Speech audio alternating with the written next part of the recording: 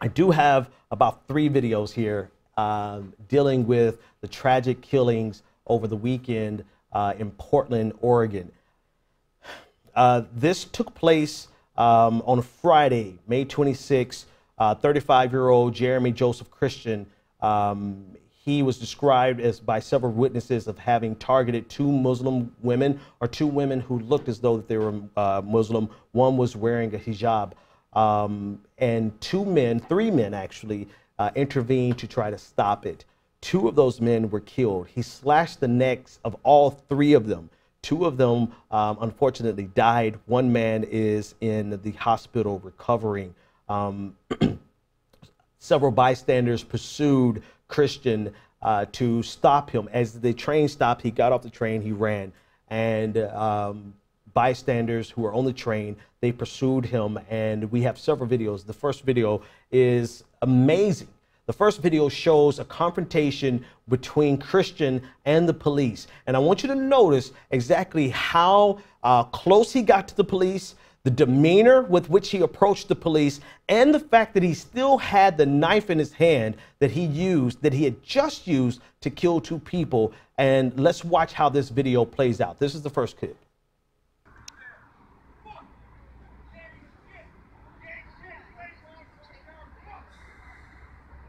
Yes, Aaron, I was on the max.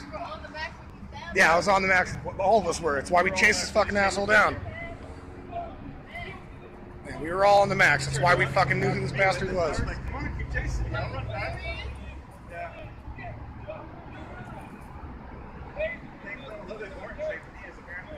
That's the hell of a drug, huh?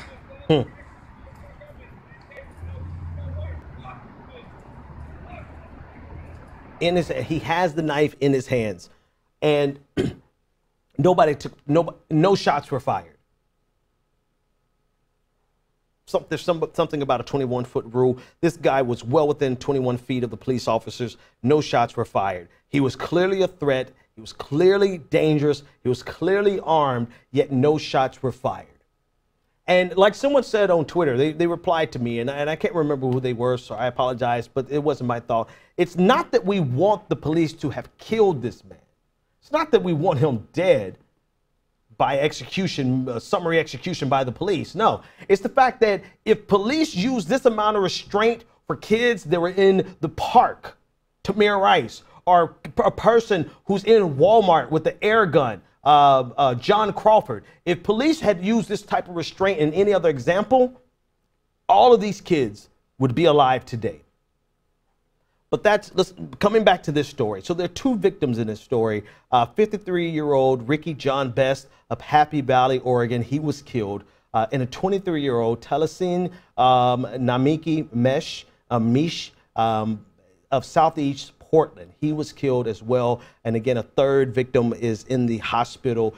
The young woman, one of the young women who were being berated by this man, spoke out to CNN today, and this is one of the things that she had to say. He told us to go back to Saudi Arabia, and he told us that we shouldn't be here and to get out of his country. He was just telling us that we basically weren't anything and that we should just kill ourselves. So it was an Islamophobic attack. It was an attack. He was clearly communicating that he believed that they were Muslim and that he wanted them out of their country. And this is a consistent problem in America right now. How many times are we going to have to hear about some white man, some men who believe that this person that he's getting ready to attack is from another country and they need to get out of their country. This is my country and you don't belong here. We saw this with Srinivas Kujibotla. He was killed in Kansas, and he was killed by a man who thought he was Arab, even though he was an Indian engineer. He thought it was Arab and told him to get out of his country. This is a consistent theme that is pervasive in the United States today. Now, with Christian, the guy on your screen right now, He has a long history in Portland, Oregon of being a part of white supremacist groups, going to rallies, taking part in alt-right rallies, in taking part online in opposition to Hillary Clinton, opposition to Donald Trump. He was in, and actually, let's take a step back. This guy was, this guy was so fixated with his hatred towards Hillary Clinton. Online, he said that if he had the chance, that he would kill Hillary Clinton. He was a Bernie Sanders supporter that turned and became a Donald Trump supporter. And once he became a Donald Trump supporter, it's like he went all in. It's like that's what he was waiting for. He has posts on his Facebook page that talks about if Donald Trump was Hitler, then he would be Donald Trump's SS men. So this is not to lay it politically at anyone, but this is to say that there is a pervasive problem in the United States that is loosely connected politically, but definitely connected to hate-filled Islamophobic rhetoric and racist rhetoric that is pervasive. It is pervasive in America right now.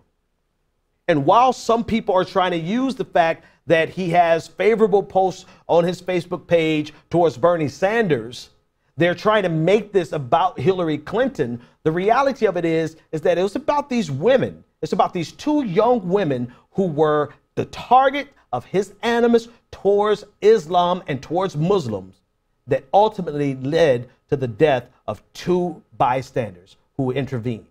The second video, actually, I want to skip right to the third video. The third video is something that I don't even want to describe it. I wanted you to just listen to what she had to say. I just want to say thank you to the people who put their life on the line for me because they didn't even know me. And they lost their lives because of me and my friend and the way we were.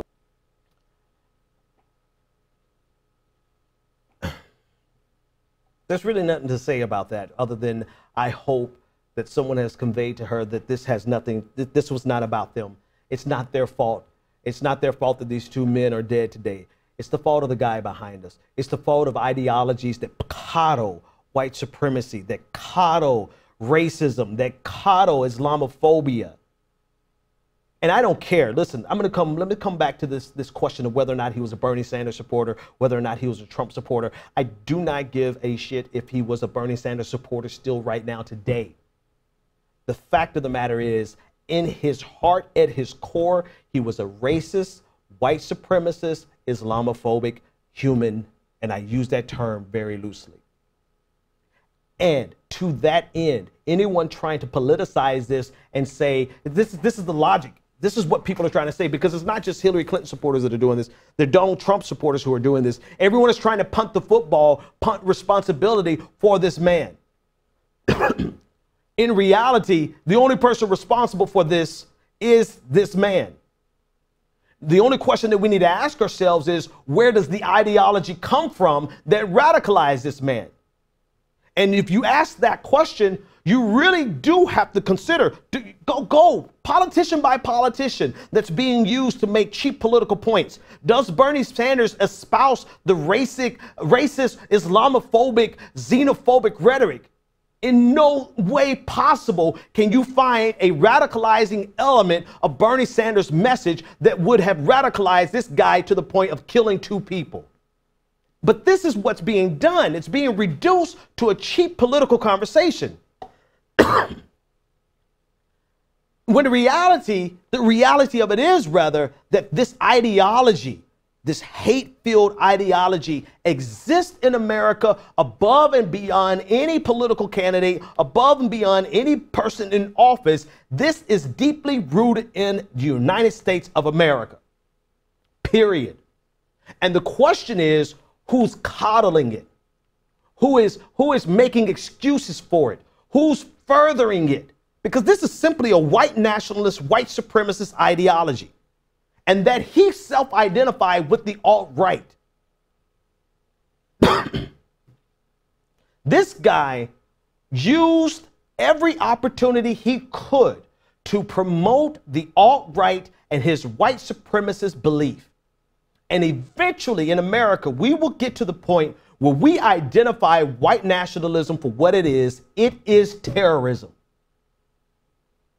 How many people have to die as the result of someone screaming racist rhetoric as though they own this country? You get out of my country, this is my country, and then they kill someone. How many times do we have to experience that before we realize that I don't care what politician is the beneficiary of white nationalism is terrorism.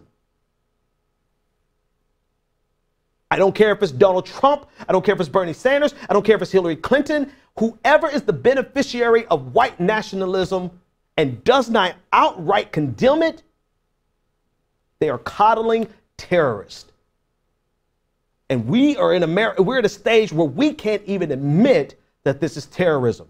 One last clip. This is the individual this is the guy in court today. This is how he responded in an outburst in court. Take a look.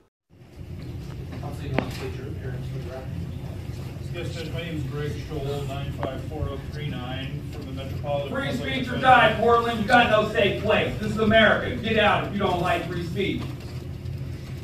9544039 from the Metropolitan Public Defender. With me is Dean Smith, 92464-7. And so coming into court today, he said, this is free speech. Get out or die. Later on, he went on to say this is patriotism. What he did was an act of patriotism.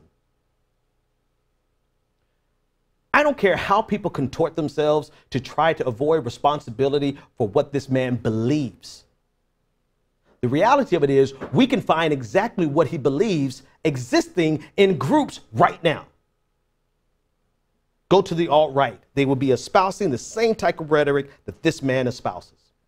Go to white nationalist groups. They will be espousing the same exact rhetoric that this man espouses. Go to white nationalists. Go to neo-Nazis. Go to the Klan. Go to the new Kekistan.